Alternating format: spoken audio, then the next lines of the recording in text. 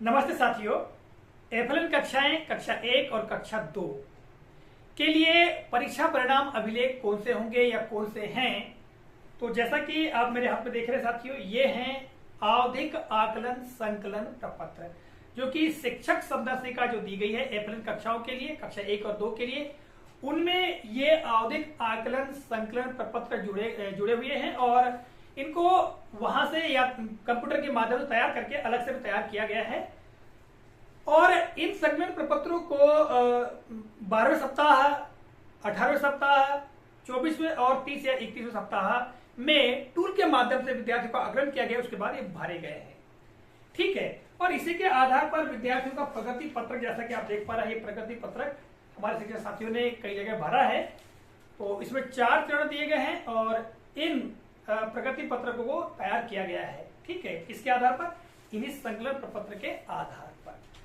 तो ये ही विशेष तौर से कक्षा 1 और 2 के लिए परीक्षा परिणाम अभिलेख है। राज्य शिक्षा केंद्र के द्वारा ऐसा कोई पत्र नहीं आया है कि इनका कोई अलग से परीक्षा होगी या अलग से इनका परीक्षा परिणाम तैयार किया जाएगा।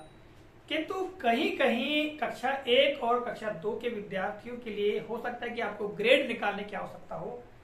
तो ग्रेड किस प्रकार निकाला जा सकता है साथियों, मेरे पास में एक यहाँ पर देख रहे हैं वार्षिक परिणाम सांख्यिकी प्रपत्र दिया गया है और इस सांख्यिकी प्रपत्र में कक्षा 1 और 2 भी दिए गए हैं, जिसमें ग्रेड यहाँ पर दिया गया है A grade, B grade, C grade, D grade और ई ग्रेड। या हो सकता है कि कोई अभिभावक आप लोगों से पूछ ले जानकारी में कि भाई ये हमारे बच्चे का ग्रेड क्या है।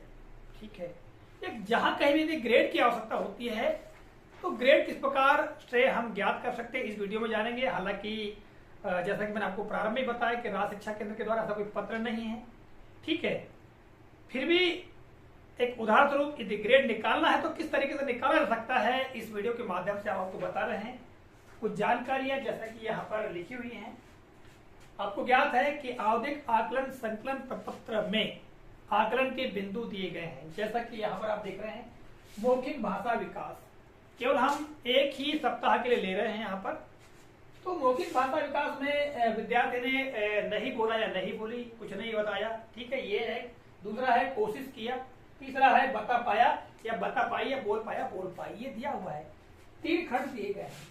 ठीक है, तो इस आधार पर भी शिक्षक अपने स्वविवेक से विद्यार्थियों का ग्रेड तय कर सकता है, किंतु आगे की जो आकलन के बिंदु है उनको देखते हुए यदि विद्यार्थी बोल पाता है, अच्छी तरह से बता पाता है, बेहिचक बता पाता है, तो वो ए ग्रेड में होगा। ठीक है, यदि कोशिश कर पाता है मान लो, तो हो सकता है कि वो बच्चा बी ग्रेड या सी ग्रेड में हो, कुछ बच्चा डी ग्रेड में भी हो सकता है। किंतु जो कुछ नहीं बोल पाया तो वो तो सीधे सीधे ई ग्रेड में होगा। ठीक है, इसी तरह से अगली जो प्रविष्टि, अगला जो आकलन बिंदु है ध्वनि जागरूकता, सही और गलत, यानी बोले गए जो शब्द है उसमें ध्वनि पहचान करना है। यदि बच्चा कर पाता है, सही करता है और कितने सही करता है, उस आधार पर हम देखते हैं। तो यहाँ पर हम कर पाते उस पर ए ग्रेड या बी ग्रेड दे सकते हैं, और नहीं गलत करता है मान लो तो उसको टी या ई ग्रेड दे सकते हैं। अब यहाँ मुख्य रूप से बात आती है वर्ण शब्दांश पठन की। ठीक है, सही पढ़े गए वर्ण 17 और सही पढ़े गए शब्दांश 8, ये दिया गया है। तो यहाँ पर विद्यार्थी जितने सही पढ़ पाता है, जितने सही पढ़ता है, उसके आधार पर इनका ग्रेड निकाल सकते हैं, जैसा कि मैंने यहाँ एक सूची बनाई हुई है। ठीक है, और इसी तरह से आगे वर्ण शब्दांश लेखन में हम देखें तो सही वर्ण कितने लिखा, 12 वर्ण में से, और सही शब्दांश कितने लिखा, 8 शब्दांश में से। ठीक है, तो यहाँ पर बच्चे के द्वारा करने के आधार पर हम इनका ग्रेड निकाल सकते हैं। उदाहरण के लिए यदि यहाँ पर 17 शब्द दिया गया है, ठीक है, फिर 8 दिया गया है और 12 दिया गया है, तो यहाँ पर आप देख रहे हैं 17 है, 12 और 8, इसके आधार पर हम निकाल सकते हैं। और आपको ज्ञात है, हमने पूर्व के वीडियो में आपको बताया है, और हमारे पास में जो वार्षिक परीक्षा फल पंजी जो है उसमें भी एक टेबल दी गई है। यहाँ पर इस टेबल के आधार पर भी ये ग्रेड के लिए प्रतिशत दिए गए हैं। ए ग्रेड 75% के ऊपर, बी ग्रेड 60% के ऊपर, सी ग्रेड 45% के ऊपर और डी ग्रेड 33% के ऊपर, और 32 से नीचे ई ग्रेड। ठीक है, उदाहरण के लिए यहां पर आप देख रहे हैं कुल 17 वर्ण हैं जिनको विद्यार्थी को पढ़ना है, तो 17 वर्ण में से विद्यार्थी 13 वर्ण या उससे अधिक पढ़ लेता है तो वो ए ग्रेड में होगा। ठीक है, यदि विद्यार्थी 10 ही वर्ण पढ़ पाता है तब बी ग्रेड में, 10 से 13 के मध्य पढ़ता है तो बी ग्रेड में, 8 से 10 के मध्य पढ़ता है तो सी ग्रेड में, और 6 से 8 के मध्य पढ़ता है तो टी ग्रेड में।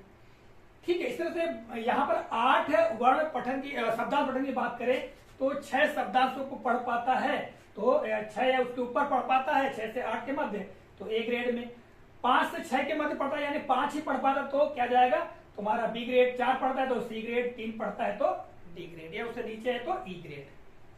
ठीक है, अब यहाँ पर 12 ये दिया है सब जो वर्ण लेखन, तो वर्ण लेखन 12 में से 9 या उसके ऊपर है, 9 से 12 के मध्य लिख लेता है तो ए ग्रेड, 7 से 9 के मध्य लिखता है तो बी ग्रेड, और 5 से 7 के मध्य लिखता है तो सी ग्रेड, और 4 से 5 के मध्य लिखता है यानी 4 लिखता है तो डी ग्रेड, और 4 से 3 से नीचे लिखता है तो सीधे ई ग्रेड।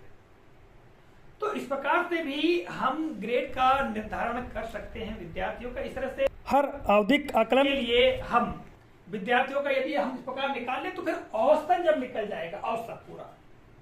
ठीक है, चारों आवधिक आकलन जो किए गए हैं उसके आधार पर हम विद्यार्थियों का ग्रेड का निर्धारण कर सकते हैं। इसमें शिक्षक स्वयं अपने विवेक का प्रयोग कर सकता है ग्रेड ज्ञात करने के लिए।